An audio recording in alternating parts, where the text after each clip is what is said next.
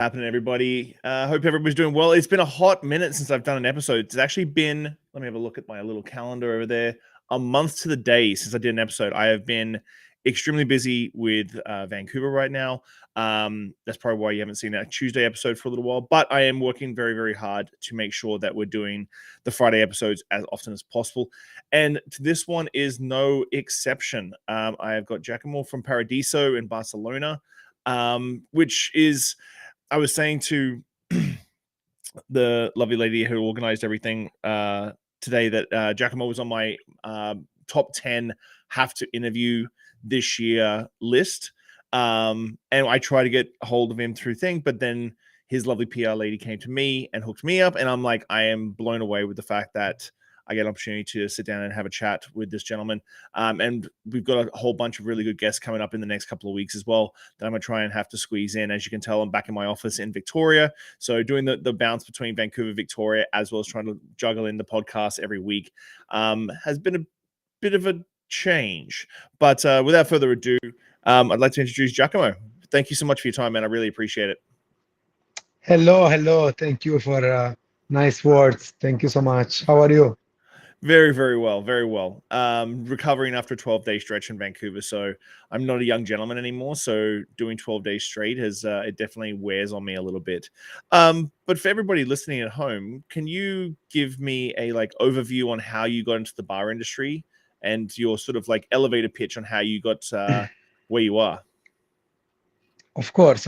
So basically, bartending has always been my, um, having my bar has always been my dream, and be a bartender will always be like when I was younger, was at hotellerie school was always like my goal. Okay, then I was going to it. I'm coming from humble family from Italy, and they still run an ice cream shop, a gelateria. Then it's called Gelateria Paradiso. Okay, so I grew up there, and then after the school, I went for a first outside Italy experience in London, where I stayed 4 years, and where when I arrived in London, it was 2007.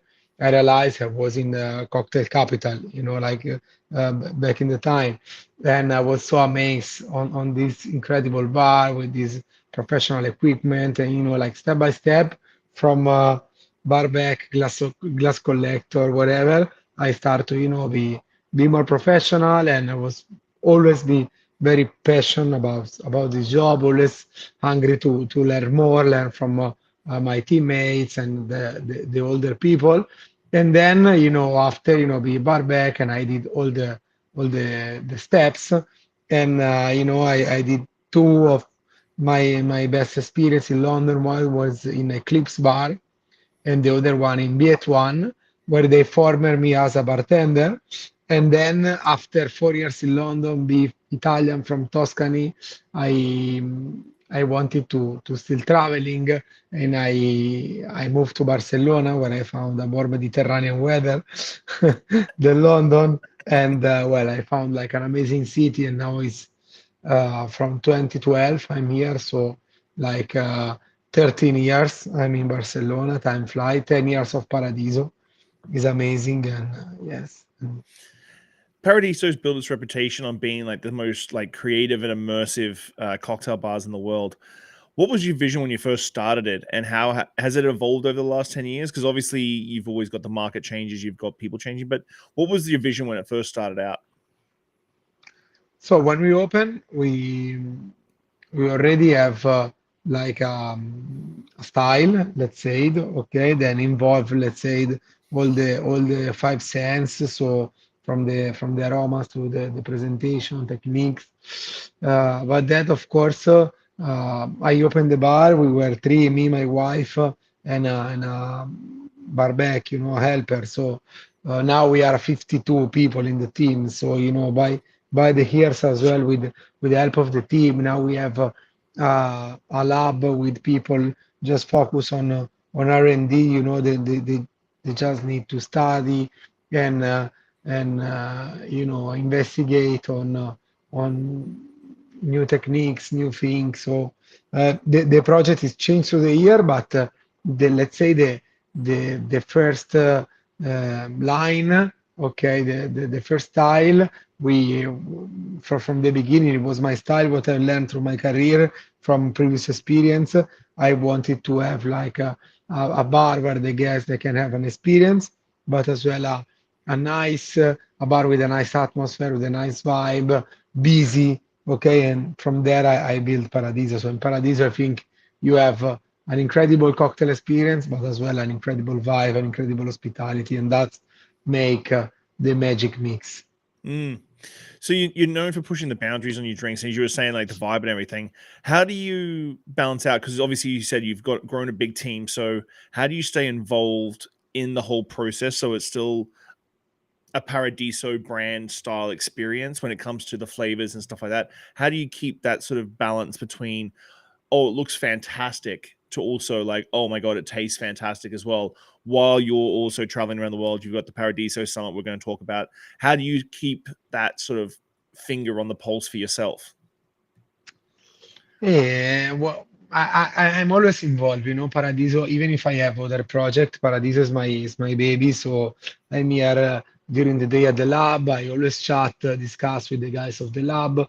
I try when I here, I try everything at the bar as well.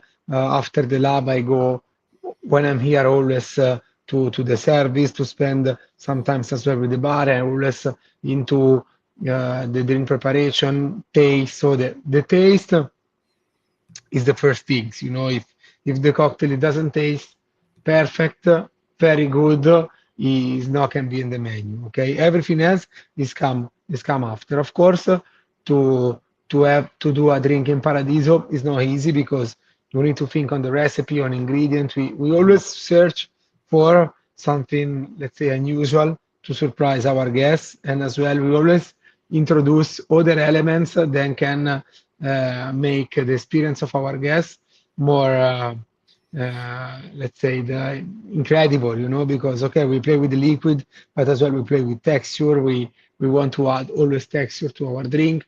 The glass, so the presentation is always needs to have making sense with the drinks, with the name, with the technique we use. So it's making a cocktail at the menu of Paradiso is like connecting all these point, okay? Then they give the result of an incredible experience to offer to our guests, an experience, and the guests they will not live in, I don't know, in other bars around the city. Mm. Was sustainability always like a focal point for you from the get-go when it came to Paradiso? Yes, well, it's this is I think is a value then I think, or you have it or you don't, I have it, and this is coming from my father, the ice cream shop. My family teach me when they were doing ice cream, they were they still getting the milk from the farm. Then it's 5 minutes walk. The fruit is all seasonable. It's coming from all the little farm Mm. around the ice cream shop, and this is from 40 years. So now it's called sustainability, but 40 years ago it was normality, Yeah. and I grew up with this, and now where I have my bar, and as well my father has always been keen of try to respect the environment, the team, the people, the community. So I grew up with this value, and now that I have my bar, I can't not see uh, what is around us. I cannot see like how the industry work, Mm. And as I have my bar, I want to give my grain of sand to try to make it change, or at least try to make some noise, try to be part of this change. And I think if more people do and more people get together, we can achieve something. And we're already doing. I think with I don't know with some sample we will see it around the industry. We already seen kind of a movement. Mm. With that being the case, what's the one sustainable thing that a bar can do like should be doing? It's the easiest one. What is the one thing a bar should be doing as a sustainable model? Okay, so when we talk with the team about sustainability, we divide always in three big roads, okay, three big point. So the first one are the people, okay. So in the people we add the team, okay. So of course respect the team, involve as well people that maybe are less lucky than us, but we can still involve in the team and make them part of what we do, involve the community. So I don't know. I make an example of Paradiso in the area where we are. We have a lot of ceramists, for example, shop. So most of the glass they are making from our menu, they are coming from these people. They have their studio around the bar, buying as well ingredient for the cocktail. They are coming from the neighborhood as well. In this neighborhood we have a lot of spices shop. They're from a lot of years ago, and we buy from this shop. So making a community, okay, and making a community and grow up with the community.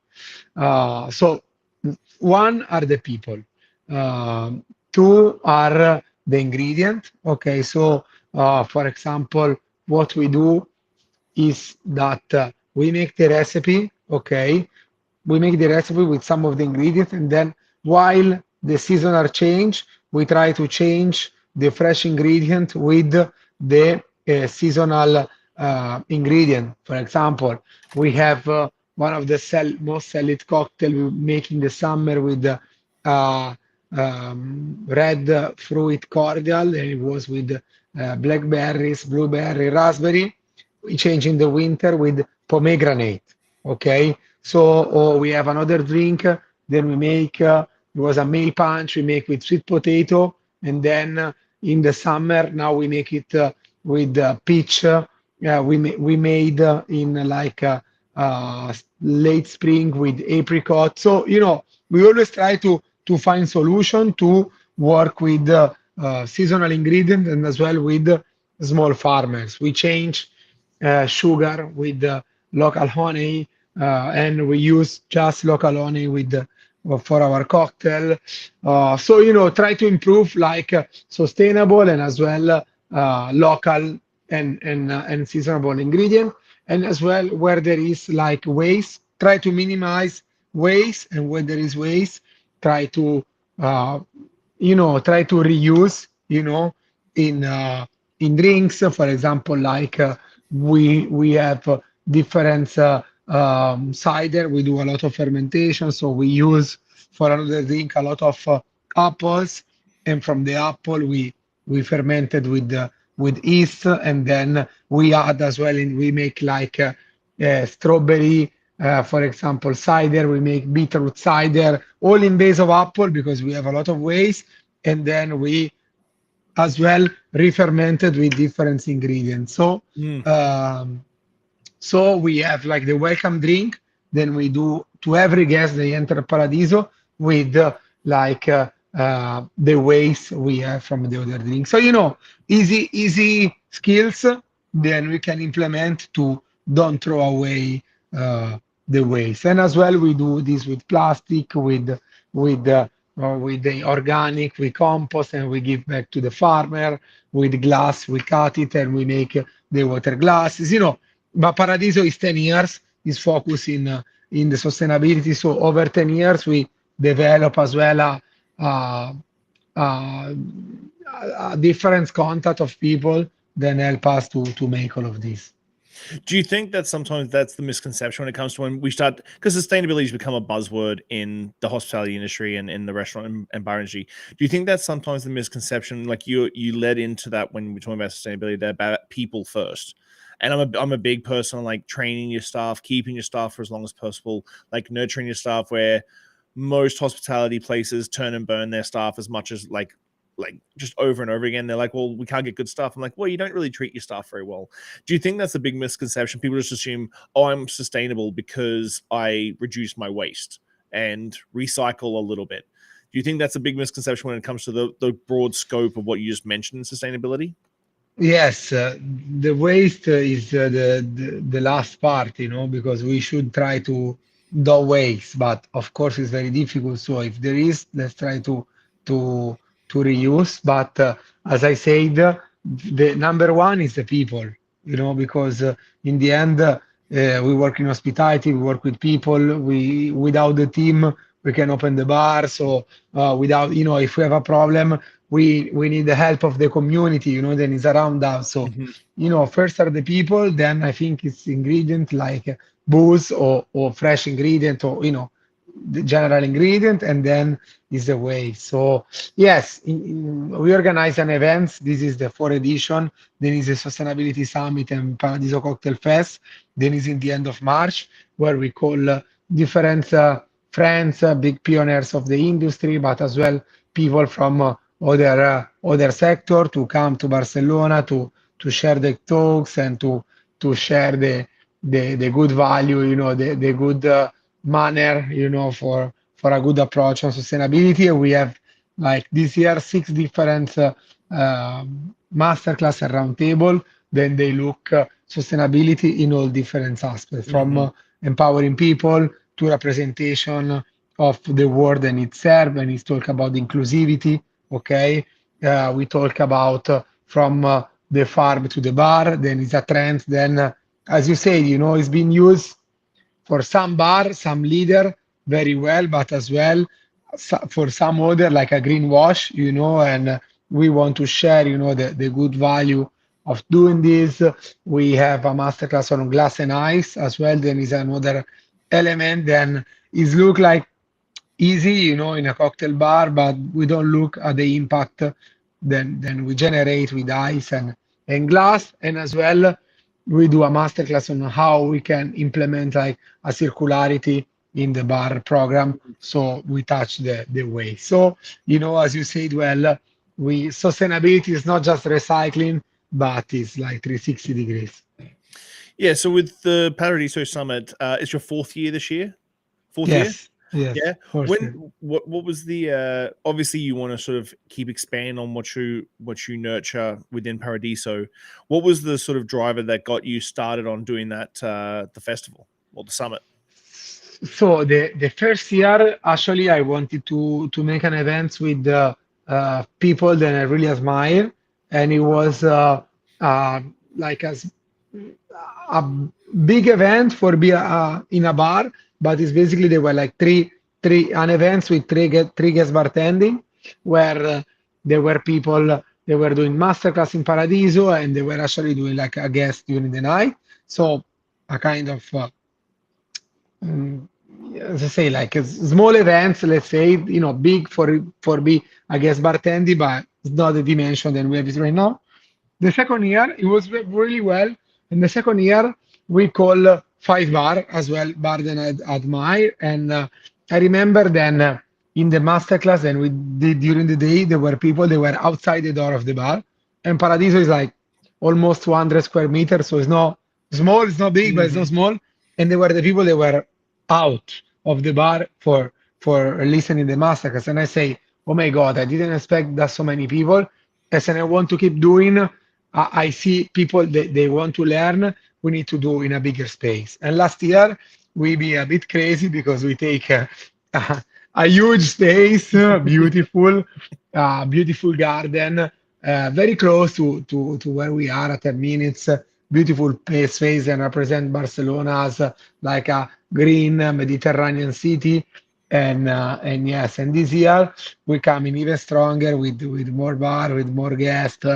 And I think we are even more prepared because it's 1 year we preparing this summit, so we are ready to go. It's in 3 weeks, so we're ready to go. Nice. So with you working in London, you've sort of seen this progression. I've seen this progression as well. Of like we went from very classic style drink, classic uh, garnishes through to like super like elaborate multi-step cocktails, and now we're sort of getting into this minimalist sort of look, which I'm not a massive minimalist sort of fan, but I'm more of a classicist guy myself.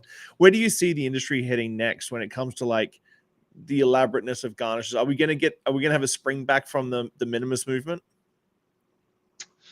I think I was reading some articles during the last past of week to see then the trend is changing already, and I think we are like going in a bit of an halfway because I was reading then. Uh, a lot of bars and do minimalist, they basically look the same, like Mm, you don't from now we are in the era of social media, we don't recognize anymore, from which drink is from which drink is come from this cocktail, like they look pretty much the same. So I think bars I see in the last year they already start to approach already to make like the cocktail with the kind of personality. mm, So maybe we are not getting back from the very extravagant era of multiple garnish, but maybe play with colors and with the garnish a little bit more. So I see a little bit of change now and to look at the future as well. mm. With how intricate and artistic like serves you do at Paradiso, I think sometimes outside looking in, because we look at Michelin star restaurants and we see tweezers and that sort of look like. How do you balance out the nature of the presentation of the drink to speed and efficiencies, and how to get the drink out to the guest? Because I think that sometimes people look at these wonderful garnishes and stuff and like, yeah, that's going to take a long time to get to the table. How do you balance out speed of service and in your setting with that artistic nature of the drinks? Yes, we are like at the bar like a big chain because even if we do like elaborate cocktail and complicated garnish, we do between 700 and 800 cocktail every day. We have when Paradiso is full is about 90 cover, okay? So it's a medium bar, okay? But like the efficiency we do behind the bar is spectacular. So Hmm. basically, most of the drink are pre-batch, or maybe they just need a touch of citric and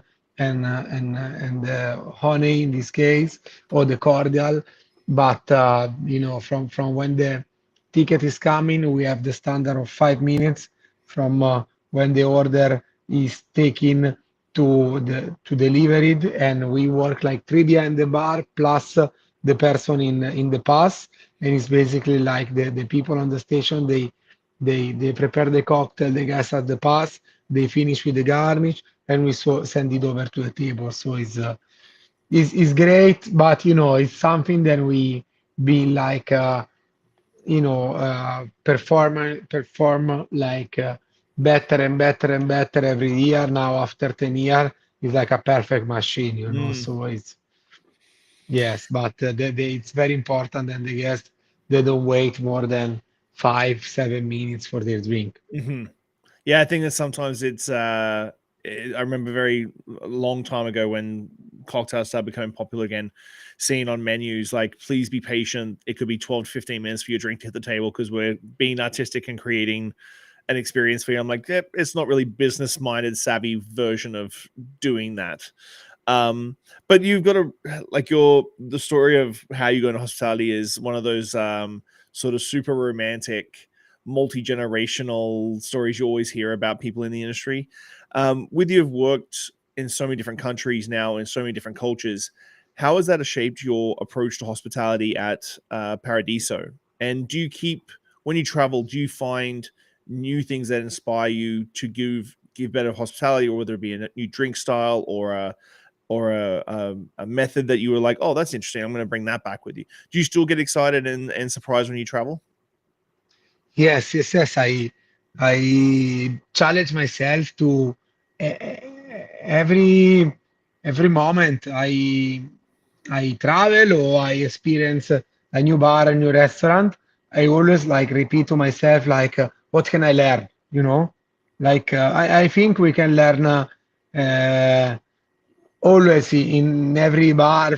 Really, I'm honest. Like from uh, um, coffee shop from around the corner to three Michelin star, I'm always say to myself, okay, what can I learn from a good experience or as well from a bad experience to don't not make this mistake, So I always try to be like uh, keep attention, and try to learn from every experience. And of course, when I see something very excited, I try to examine it and to, as you say, try to bring it back to the team. I always do it in our style. I think copy is not the way, but like see the meaning of the experience that we have and try to discuss with my wife because we mostly travel together or with the team and really understand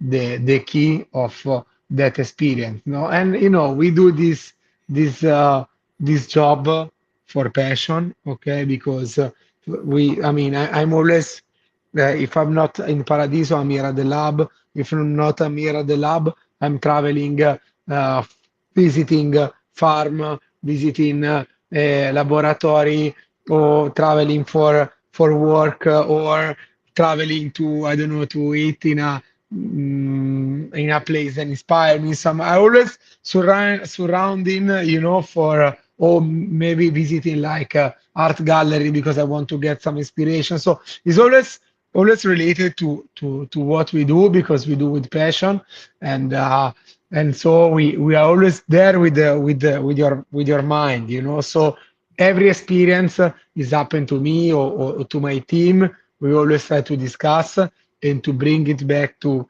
the bar, to the team in a positive way and try to be better. Our goal, I always repeat to my team, is to always be our better version. So Well, that brings me a good one. You've won World's Best Bar. You've got a ton of accolades for Paradiso over the years. It obviously it's a great thing to get, and it's a big thank you for all your hard work and that passion, but also brings a ton of pressure. How do you keep evolving? How do you keep evolving with that, and how do you balance it out for the team as well? Like, how do you balance out these massive awards, these global awards, with the pressure of continuing to chase that sort of like that level? for me, it was the best things happening in my career. I mean, I'm still grateful for all the industry, for everyone to give us the chance to live that incredible moment. And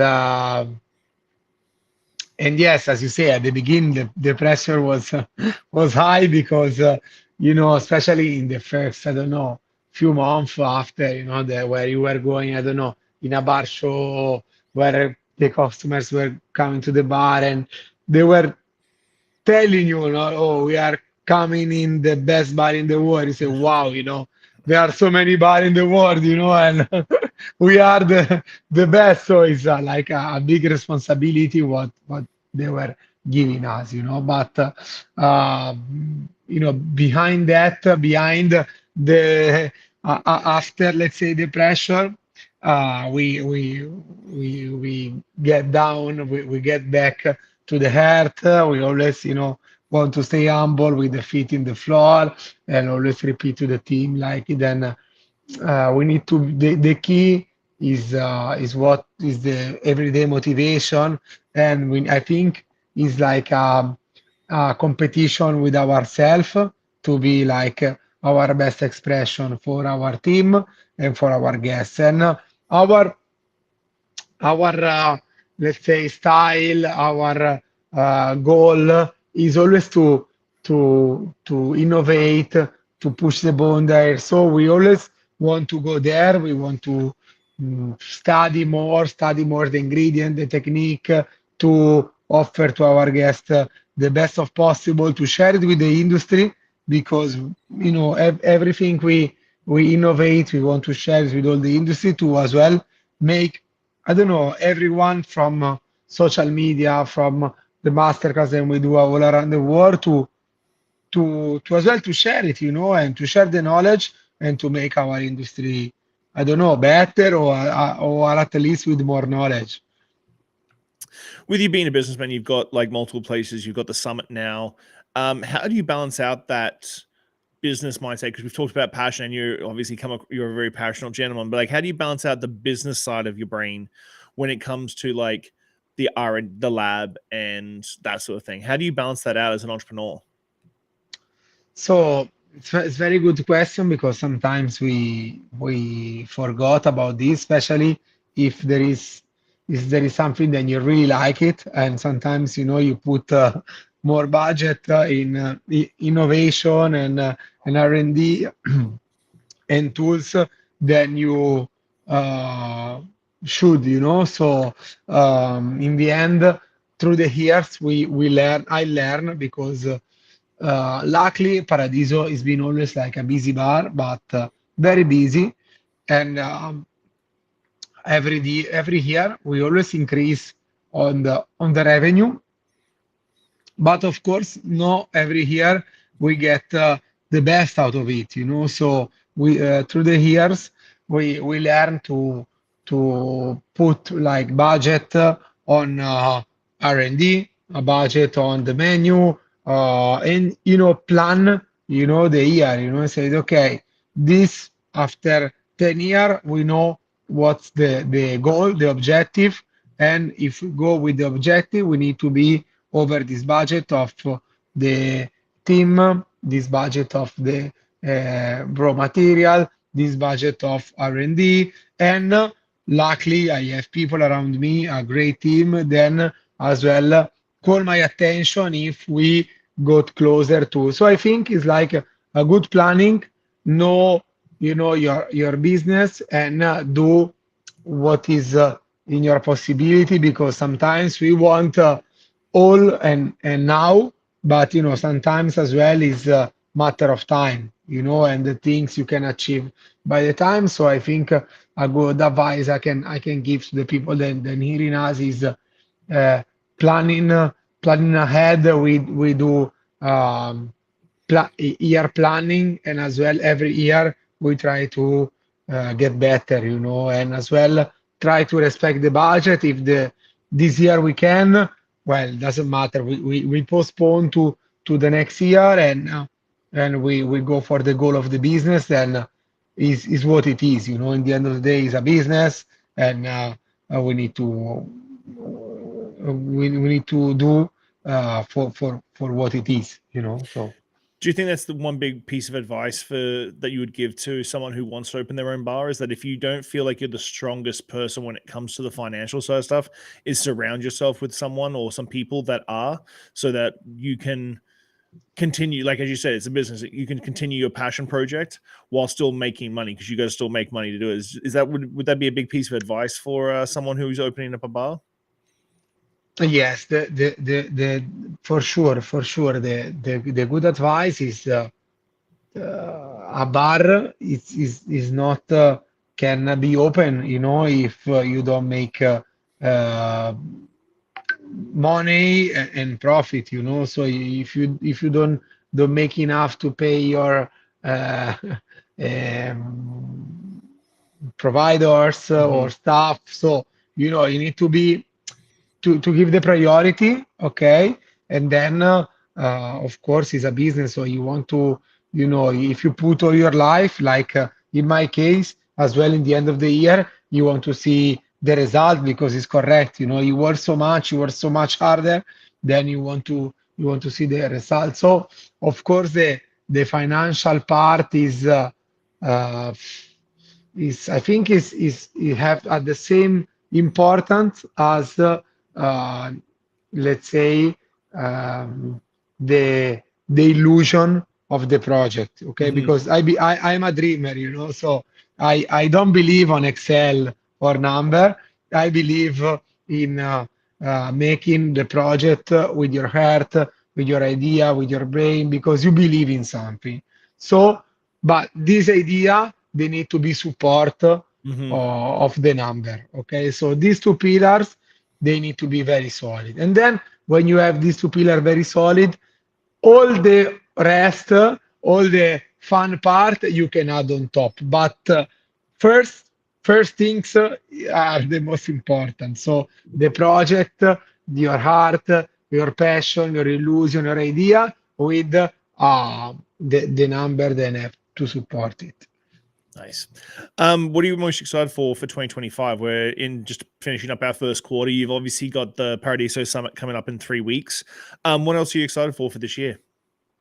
So this year we have a lot of things. So we have the summit, as you say, in 3 weeks, and then after the summit, we will do a bit of world tour from Australia with the maybe called Cocktail Fest to Canada. Okay, for the 50 best North America. Finally, I will visit Canada and Vancouver. I can't wait to see this amazing country. And then we will go from Canada. We will go to New York. We will do New York, Washington, and Miami. So a bit of North America tour, and then we will go back to the bar. We will have some tour in Europe as well.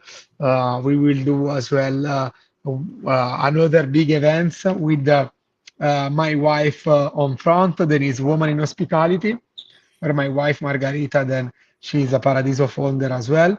She will she's the founder of this event, Women in Hospitality.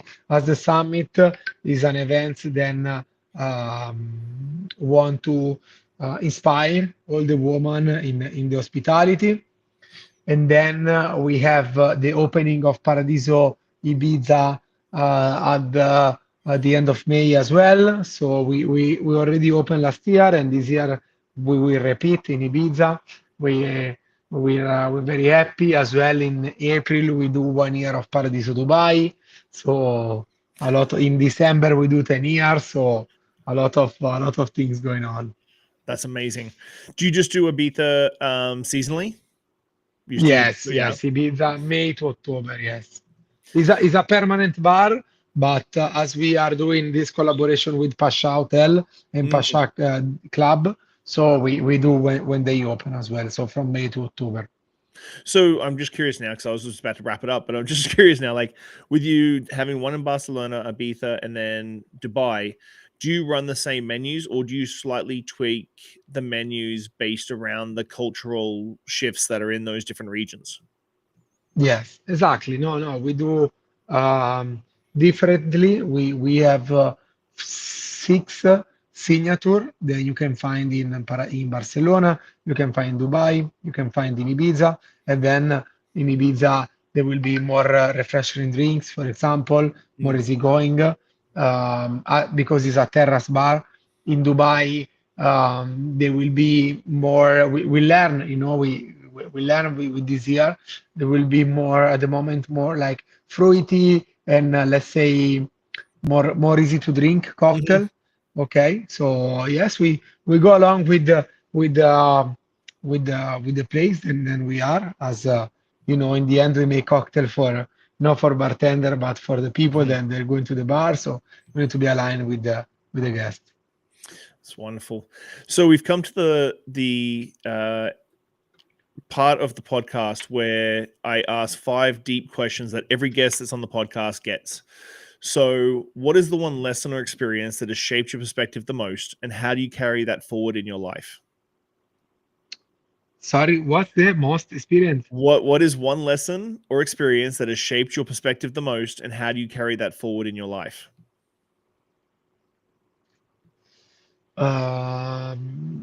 Let me think. One lesson or experience.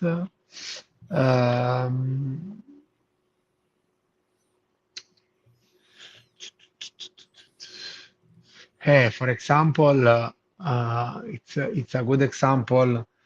Maybe if there are some young bartender, then are listen to us. In London, in Eclipse, I work 1.5 year as just a bar back, because the bartender back to the days, they were the more like older and experienced bartender, so there was no place for me at the bar, and I did the most humble job, and it was 1.5 year of bar backing. I was working very hard, and And then in the end, I did other experience. But then when I arrived in Barcelona, they just opened an Eclipse here 12 years ago, and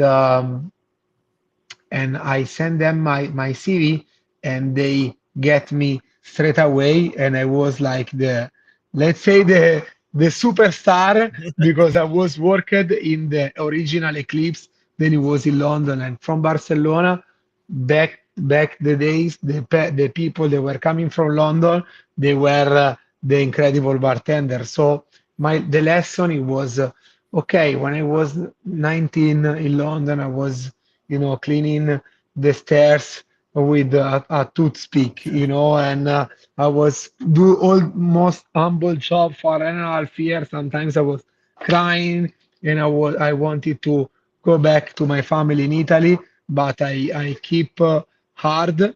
And then, after 3 4 years, the situation changed. Arrived in Barcelona.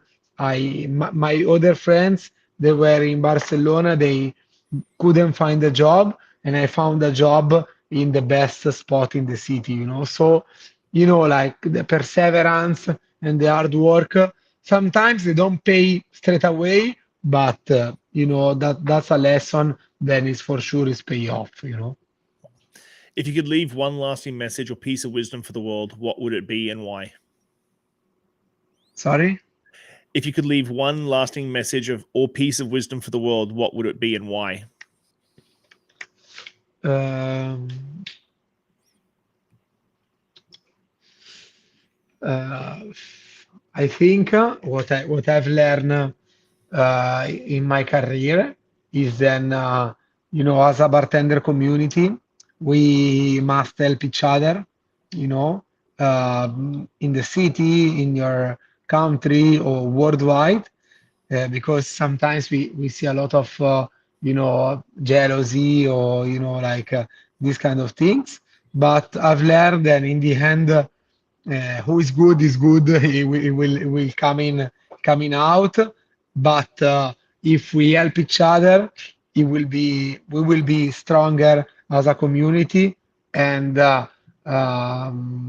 we will be better all together. So that is what I've learned through the year, and the message that I will leave. Then be like, be more closer, be more, maybe help each other, and less jealousy, and be better as a community, and more unite as a community, and we will be everyone, we will be benefit. Looking back on your journey, what is something you wish you understood earlier in life? Um,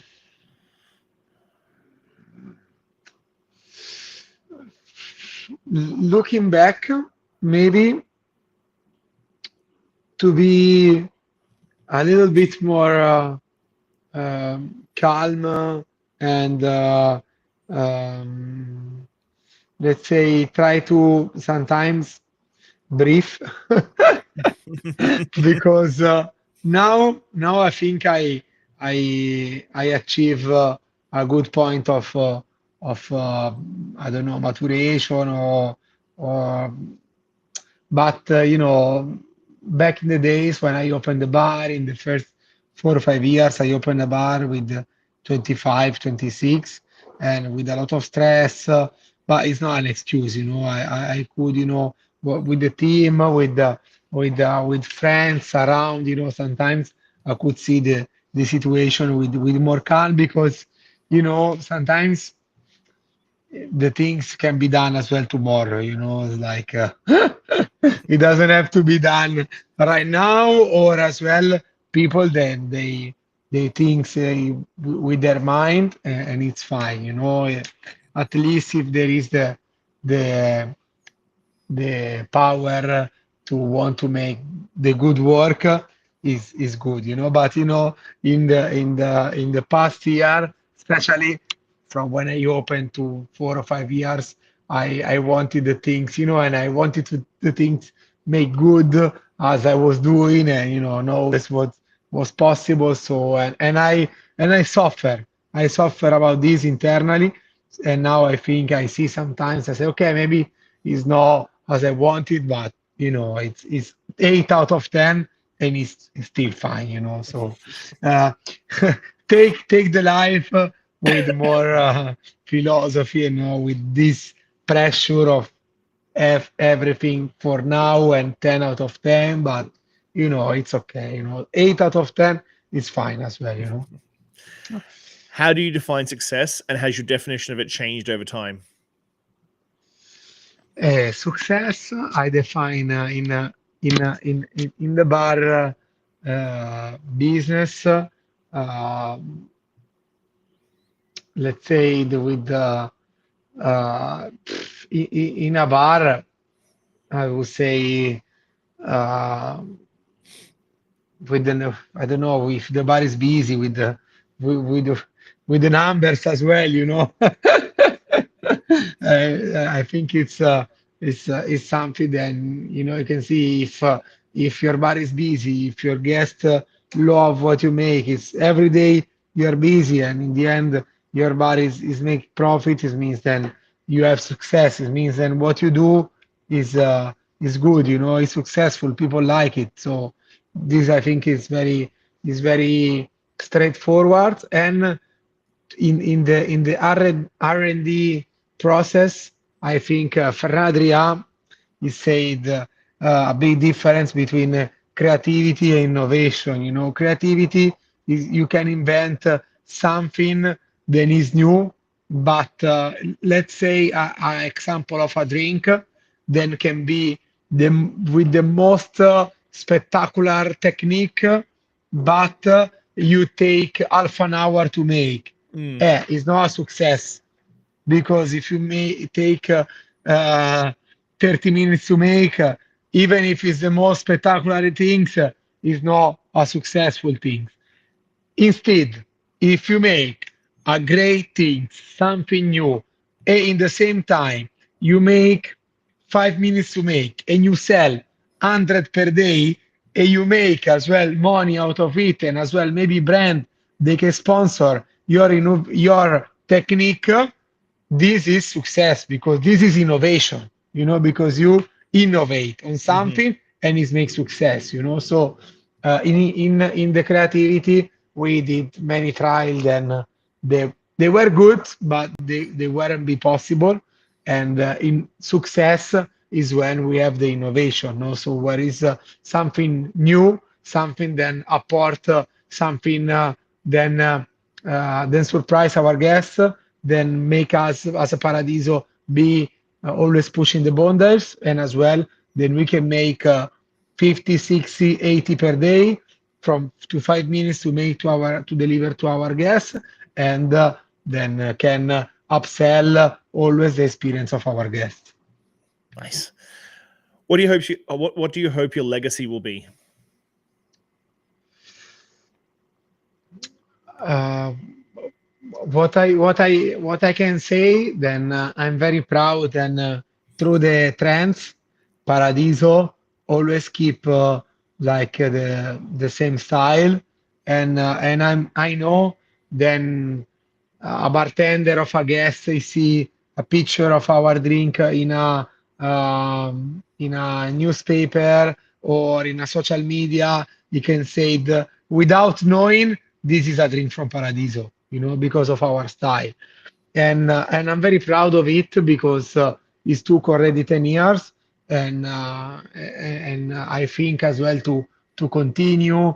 And as well, another things I'm proud of, I in all 10 years, I let's say grow, many bartenders. Then I passed to Paradiso, and now some of them they open their own bar, and in all of them I see a little bit of Paradiso. Then they took and they make it with their own style, and I'm very proud, because there is no better things to see, than people you could have, let leave something to other people. So this is amazing. Giacomo, I want to say thank you so much for your time, man. Your schedule sounds like it's going to be crazy after Vancouver. You're going to have to have a nice break in Vancouver when you join us, and then like just go for the craziness after that. Oh Um, man, I can't wait. but thank you so much for your time. Good luck with the Paradiso Summit, and just thank you so much for taking your time out to have a chat with me. It's a pleasure. Thank you to you and great, great podcast. Thank you. Thank you. I very appreciate that. I'll chat to you very soon.